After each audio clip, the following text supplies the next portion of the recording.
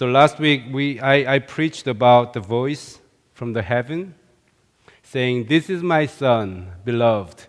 With him I'm well pleased." And I said that it might be a very emotional moment for God, knowing that the sufferings and death of his son were on the way. I hope you may know and understand now the love of God and the humbleness of Jesus in the scene of baptism. Today we read the baptism story again from the Gospel of John. In the passage, it is clear that John the Baptist understands his role. He says in verse 31 that he baptizes people with water, hoping that the Messiah may be revealed to Israel. He really understands his role to prepare the path of the Messiah.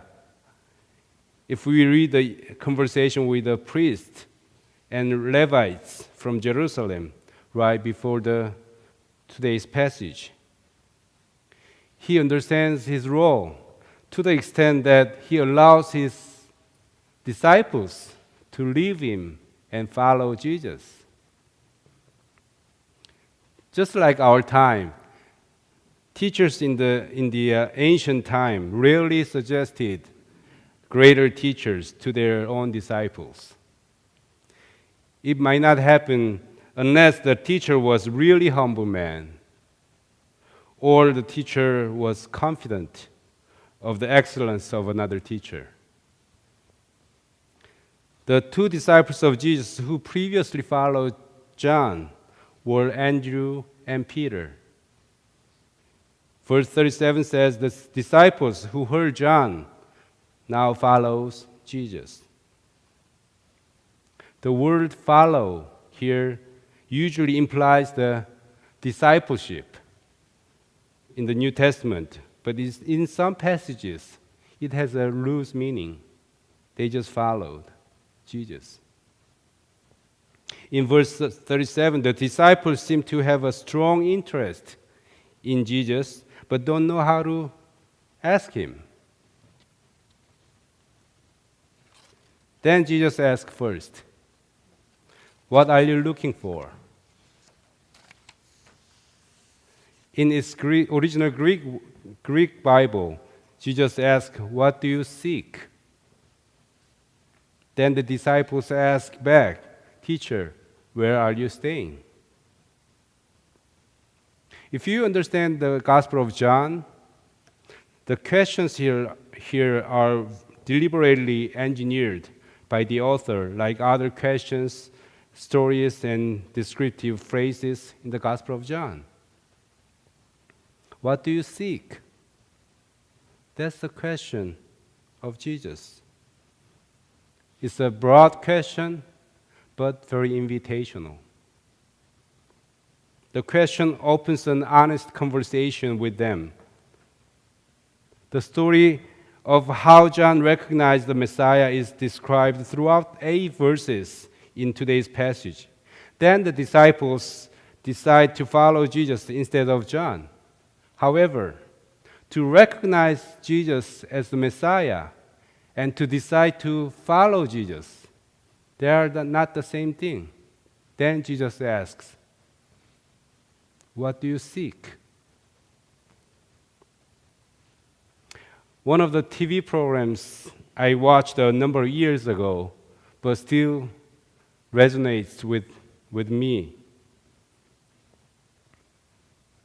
There was a father who was a workaholic to the point of where his family relationship was jeopardized. He thought he had ambitions and believed his hard work was for his family.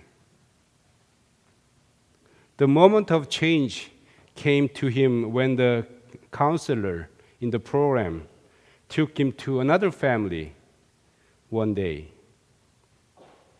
The man watched the family spending time together. He watched them at their dinner table and playing a board game together. After watching the family for couple of hours.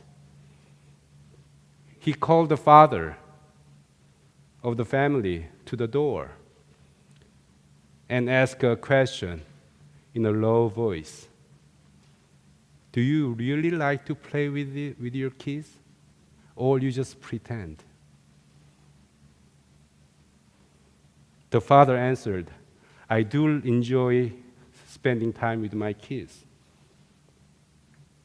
That was the moment that he learned from the father, who was even more successful than himself, something important. He realized that he had chased his own ambition for the sake of it. He took his problem seriously. The problem showed the process of recovery of the family. What do you seek? Is the question Jesus asks us today. I told this to a church member already, but the best comment I ever heard from my non-Christian friends was that you guys really worship and pray as if God really exists.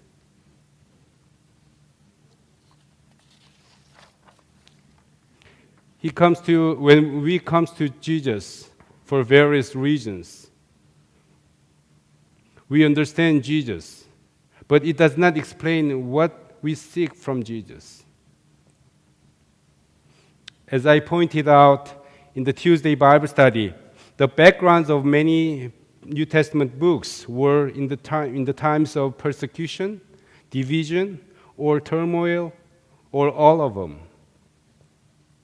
There was no distinction between believing in Jesus and devoting their lives to Jesus in the face of suffering and difficulties. However, we are living in the era of culturalized Christianity. Everybody knows Christmas. Everybody knows Easter. They make Christmas tree. They make Easter bunny. People say the words Jesus or holy all the time, even in their curses. Everybody has an experience in the church, one way or the other. I think one of the biggest problems of the culturalized Christianity is that a lot of people hallucinate and believe that they already know Christianity. Their views on God are the same as their views on civilization and technology. Just like they can master new iPhone or new MacBook in a week, they cast their judgment on God, Jesus, and the church so quickly. The culturalized Christianity also permeated in the church very deeply. Worship services, Bible studies, and other activities still take place, but without all the enthusiasm and excitement. For many Christians, God has become an object of appeasement.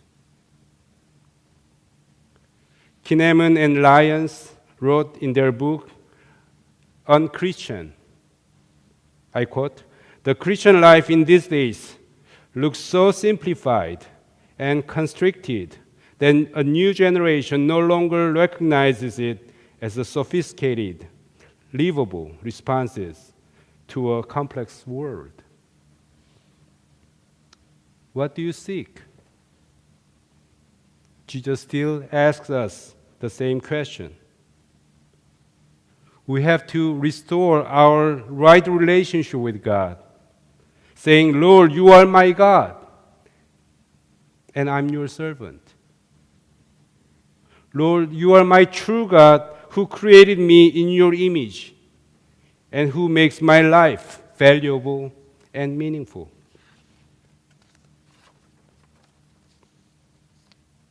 The disciples responded to the question of Jesus, "Where are you staying? Where are you staying?" It is a question of honest curiosity, a question of engagement, a question of wanting to know Jesus more. Jesus replied, "Come and see." And he took them to where he stayed. Did you know they had a sleepover in the first meeting? When they read, it was 10th hour, but in our time zone, it's 4 o'clock p.m. So they met 4 o'clock p.m. and then spent overnight together. First sleepover with Jesus. Jesus invited them to his place. Jesus actively accepts their curiosity and interest in a way that he fully opens himself to them. Jesus engages in discipleship by initiating the relationship with them. Today, we have a service for ordination and installation of elders and deacons. It is such an important service for the church as we acknowledge and commission them to take the leadership role in the church. Their role is not to just arrange worships or events. Their role is to help the church to respond to the question of Jesus, "What do you seek?"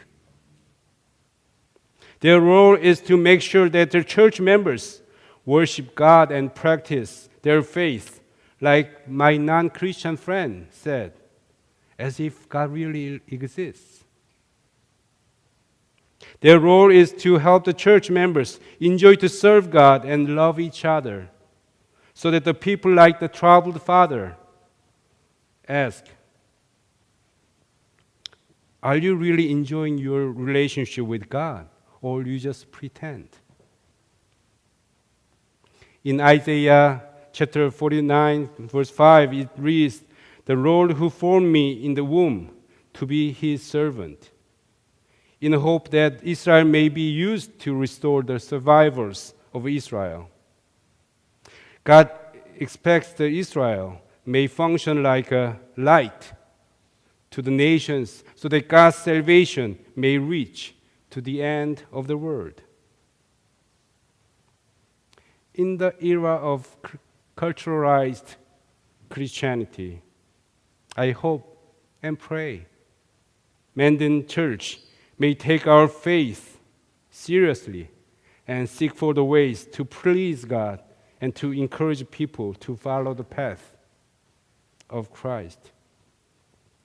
Especially, I would like to bless all the leaders who are ordained and installed today to lead the church through their prayers and leadership. Amen.